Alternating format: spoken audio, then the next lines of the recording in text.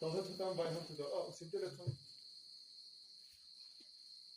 Chuti je chun Krista tu hero kipan na apilam don talovin sule na to thisa ko na lunghele pathin ta san baptize changu chom chom sule futna athisa ho hindo ki sule ton sot tutan vai hom tudolam tu hero na bulput ki talovin pilhin na lam dela masut na dingin ki habol uhite. Hallelujah. Tramna ipise ham ton sot tutan vai home to door. Hit the foundation to another is that now. Agub na to the alas na. Hallelujah. Alas na. Hallelujah. Foundation na alas na kilung taso to hendala. Mitinin taasa thilbol aphahile ase hile athilbol dung zuichi a ato manasan chi theina dinga ehoi moncha ba Krista thupi tan anga chu ikila chi ding ahi. Hallelujah. Betul.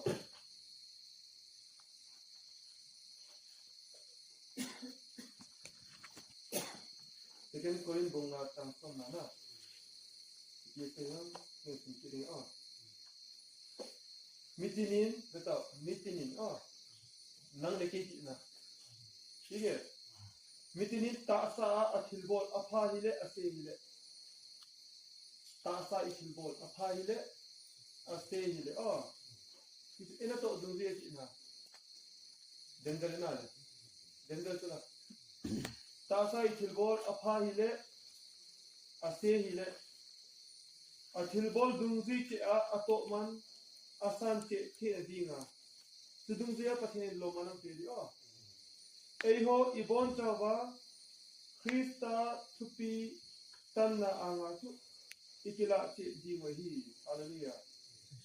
Krista na puatan ni chu laki ting na tutan na chi tamti. Alato na anga sa ding. Empakai ipiboli ni hoga. Na hin khosuna na penga ko na thi sana. Bilo pe. Hallelujah. Nahin ko po na video play. Akipat ako na kita na po na video play. Na abido yung po na kilangding, na lunggil yung po na kilangding, na feeling. Tadi ta po na kilangding na. Sige. Betaw, miya mo no si ito. Akiplating na afa sam si ito. Afa na apo na hit ni. Ito siya na hit. Hallelujah. Betul bangga hukum tu, nang mina bangga hukum, nang mina, kini mina tu bangga hukum, nang mina tu bangga hukum. Itu buk apa na? Ihin komandan apa nak kisah? Kita asa itu apa ile asal apa nak kisah itu buka. Tu nak kita le kita lalu na angan, kita lalu na angan nanti kita na. Itu buk tu baca kan kau itu. Baca dia boleh? Angkau dia. Kenapa ang pek dia? Ang peteng le buka ki sunjok se tuna TV screen na play koi na kisel gom phelo ठीक है इन चुजुंग जुया तासा खिलफा ना असेल अफाना तो हो चुजुंग जुया Loman ahin peli hallelujah hallelujah this is his foundation poi mo tonso hutan bai hom na foundation poi mo hi ipida poi mo ha Kita foundation chunga na Christian hilho na saangan. Kita foundation na vanga pathinto na kinon khomngan. Hallelujah. Hallelujah. Betul. Tonsot adi khuna, tonsot khuna muk phalo wahi le. Tonsot khuna muk phalo wahi le, na gel phalo wahi na. Nahin khomandan khuna ta fami hi. Tu le tua di bona gel. Tua na nok sa le hundi, tua pesa na le na lu oidi. Tua na hok sa le na lu oidi. Tu bo na ngai to. Ta sa nok sa na bo na ngai to. Hallelujah. Hizong le tonso tukan bai hom tudol na hete nga hi na.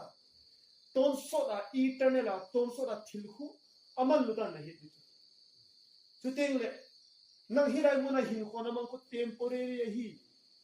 hat chom ka bo hi tin he in na lungge la hi le hi je ton sot adinga umta hi sia na nahin komandan hilai mana nahin komandan chu ton sot adinga naman pan hallelujah hallelujah hallelujah lung oi thi no na ko danger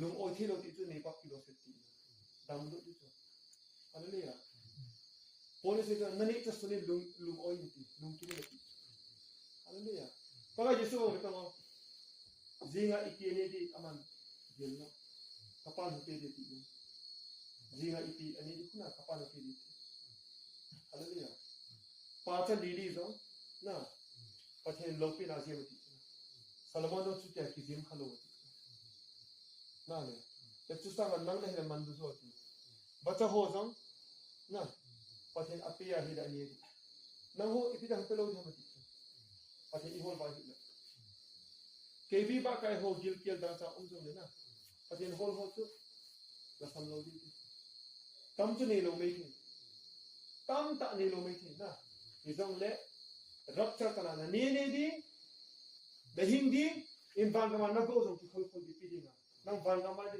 na khol hi ti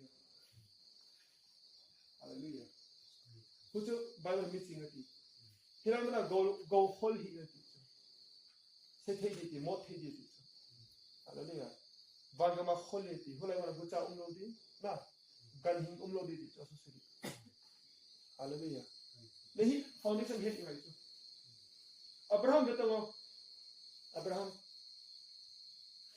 pathin akimu pi ana napa in susu dal hai na pot do eki na ama second thought ni pot do hi ibian he le ama hi che foundation thudol kuna ana he abona chu hello themcha ana he in ana mu hallelujah pathin khopi ana mu oh pathin khopi ana mu uzi ana betul hai tahu pathen kopi anam uzia apa in su adal hain na achi chena tena ching chu ten tambu ponbu ase in batao pathen kanam gam aborder abo na abil sa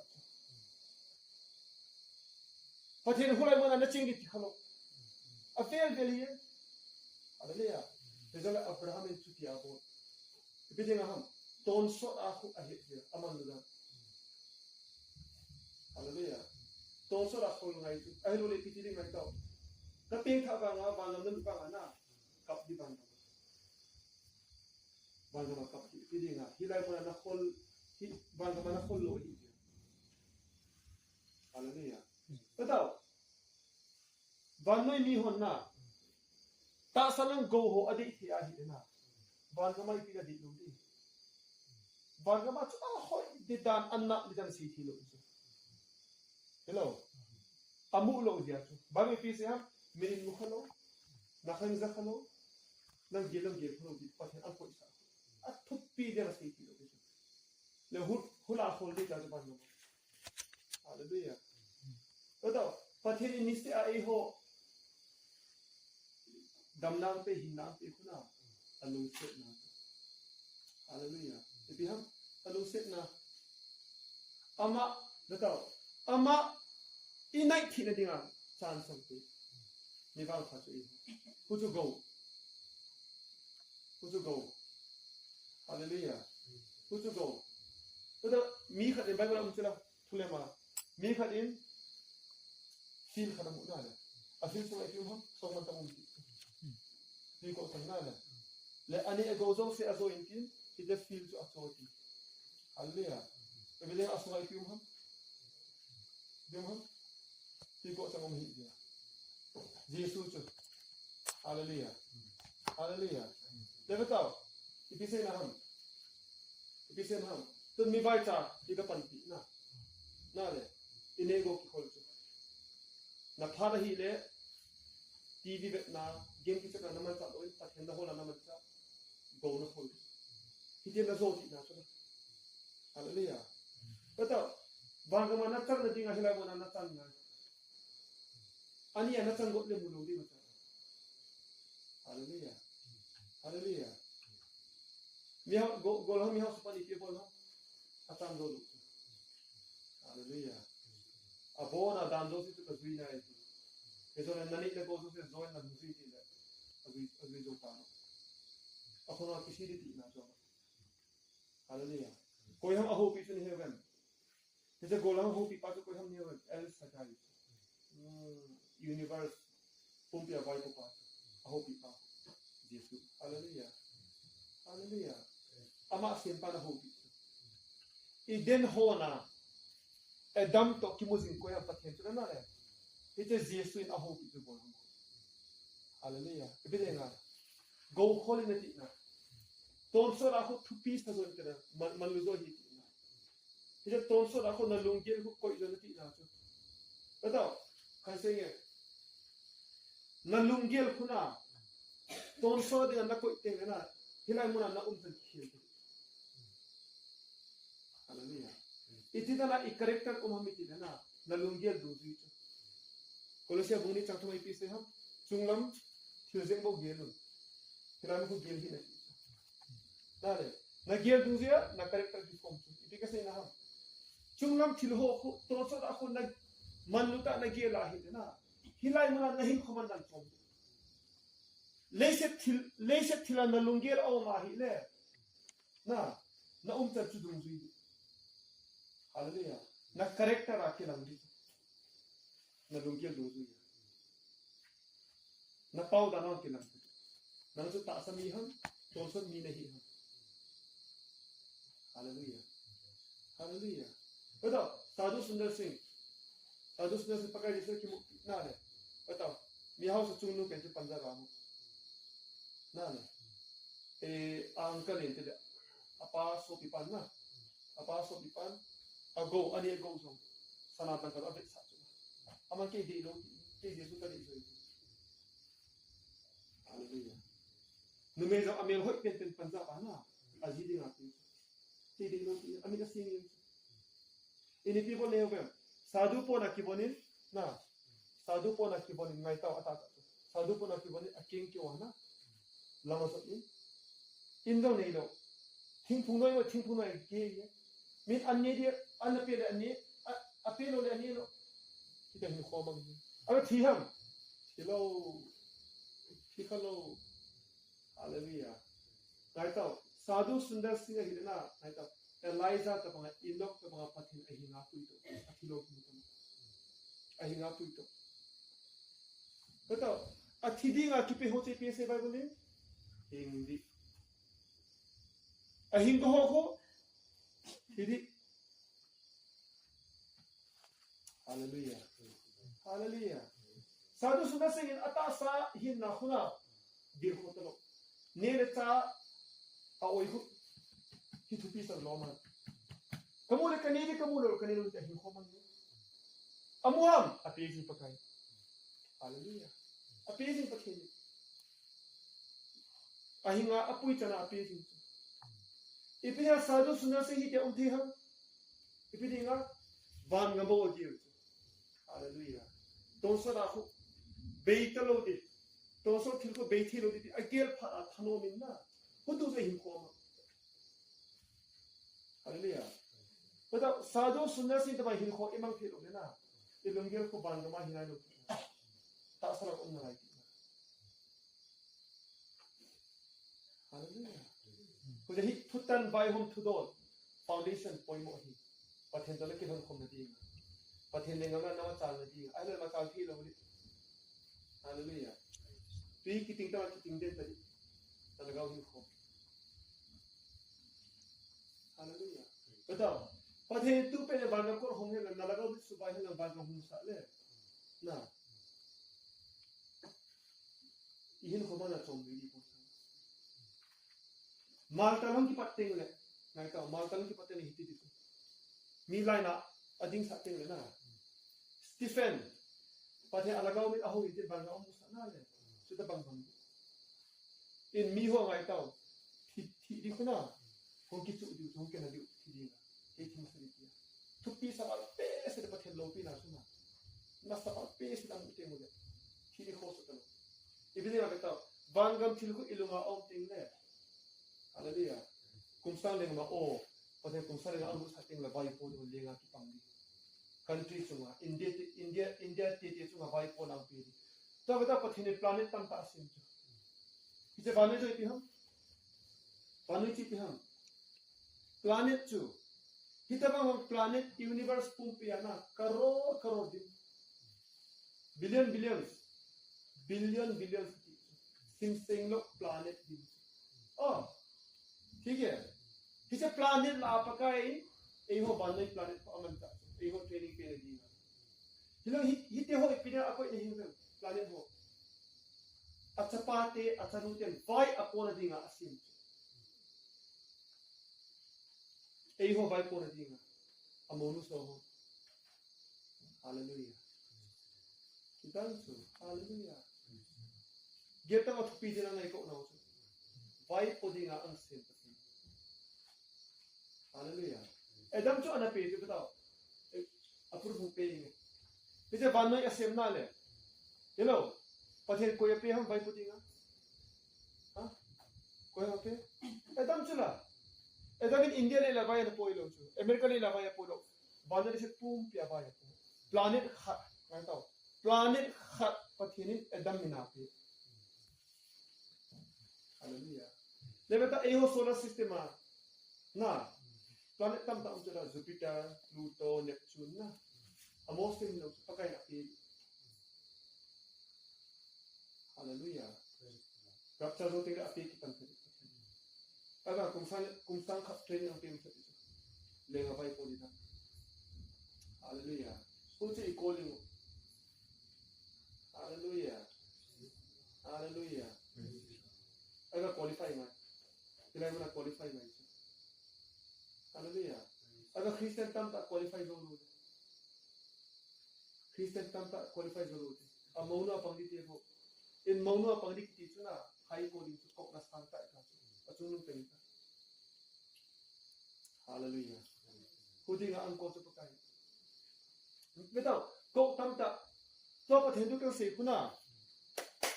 To pathendu kang se ko pathen na bota wa ang invite. Hidinga. Hizong le temcha bo qualify. Hallelujah. Ete mo diluna. Hallelujah. Temcha bo qualify. Planet ho suga mai pudi. Betul. Pathen ni abang mo talin zakpe nga ape. Abang mo zakpe ni abang mo zakpe ha. Ang kinung le ana. Hallelujah. Ni pa ni sosa li. Nga pa ni sosa so. Somso sa pa izar pe khopi song.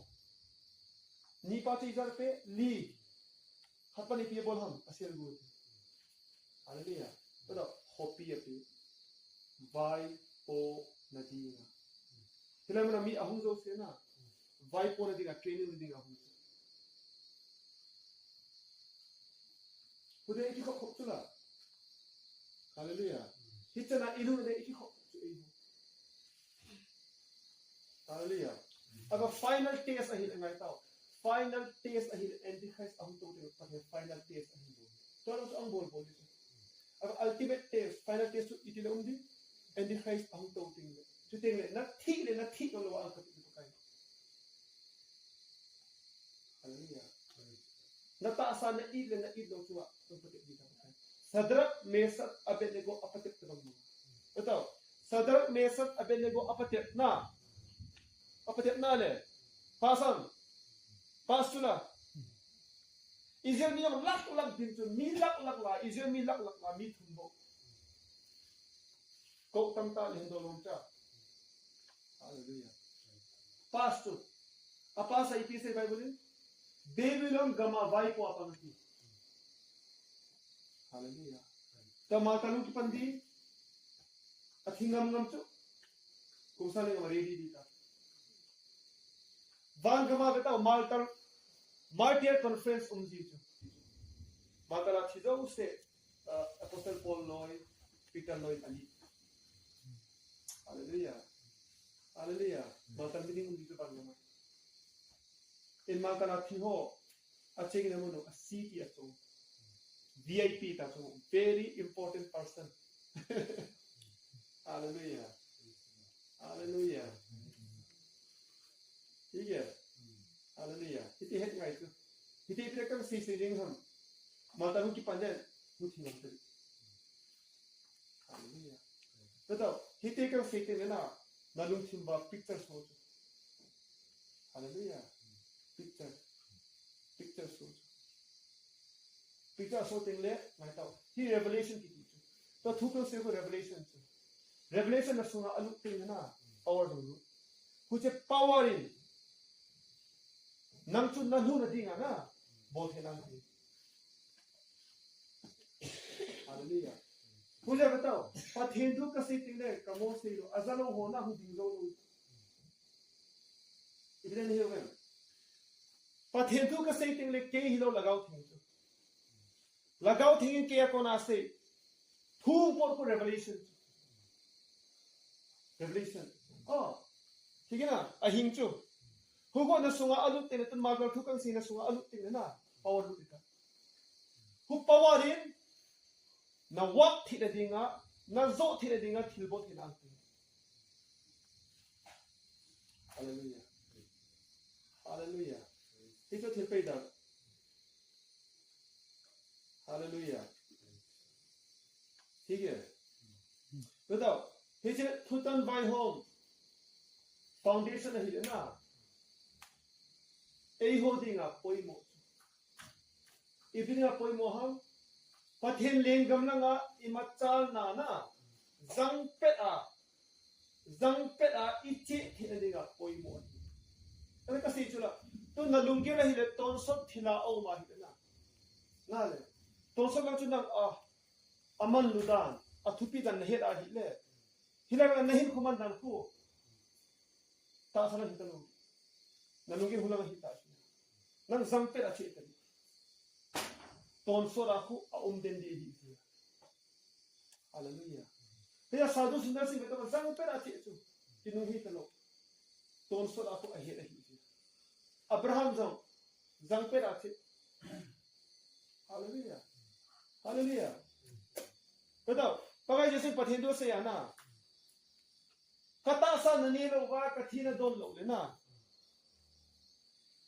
namu hinna ni lo di le atam zoin adal ha asizui atam zoin adal ha hallelujah le somni ni choma sanga chuna lasta adam taro izara hu ni somni ni bo somni ni ho ko ba do si chuna namu do nang dal ha ti na le te pidai pi se ham nang ko ma hinna thu me hi kata pitai le ton so da den di ko hallelujah ton so da den di ko ton so thu ko jesu ana hi hallelujah paga jesu peter to john to jacob na olive mo sang chuka puya paga jesu abo ki khel chula amai no ni sa ta ba abona mu chu pa hukum la mei bola e pai amai ka chapa de ka hi chuna abu chu peter ke num chon ta hallelujah hallelujah paga jesu ki tu ta ke ama chu tu ko chang ti he ta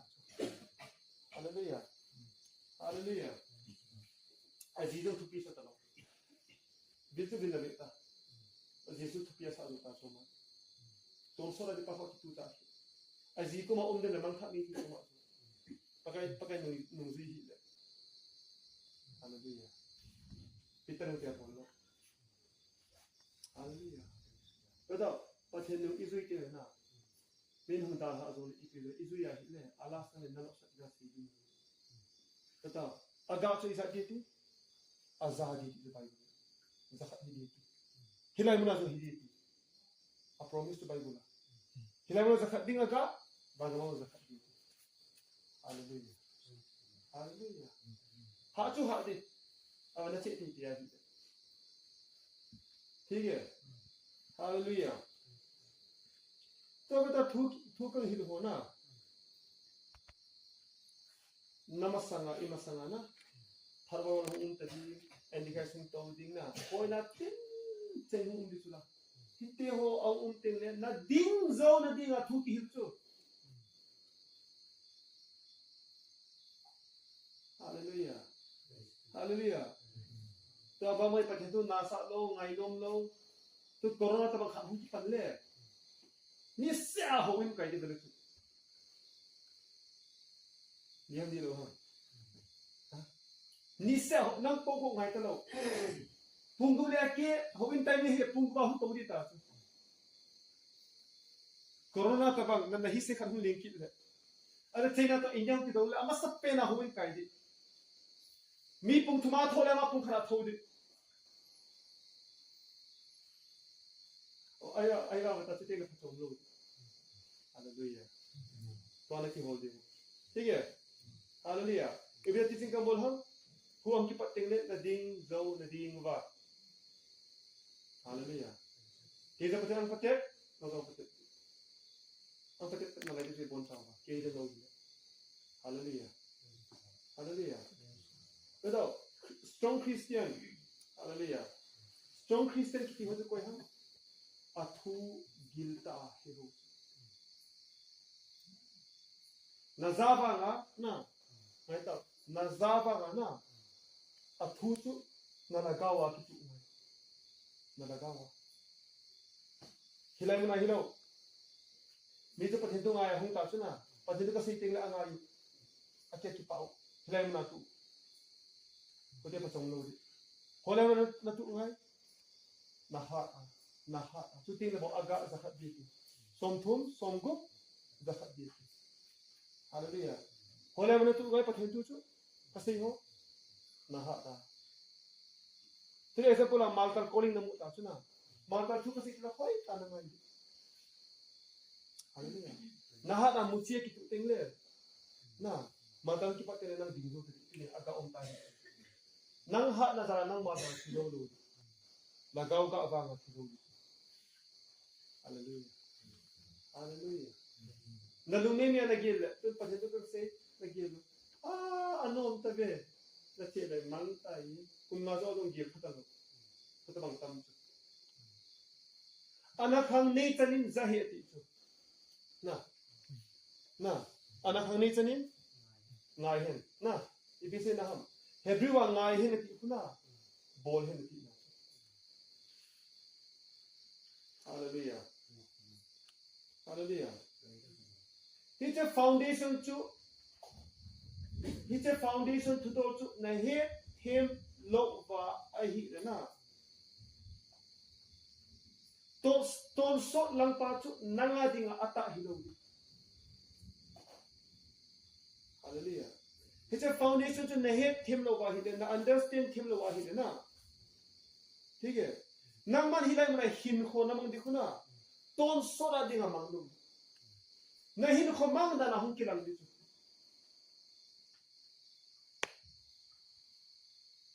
hallelujah hallelujah ठीक है इसे foundation to तो होय ता नहीं ngayu apoi mohi hallelujah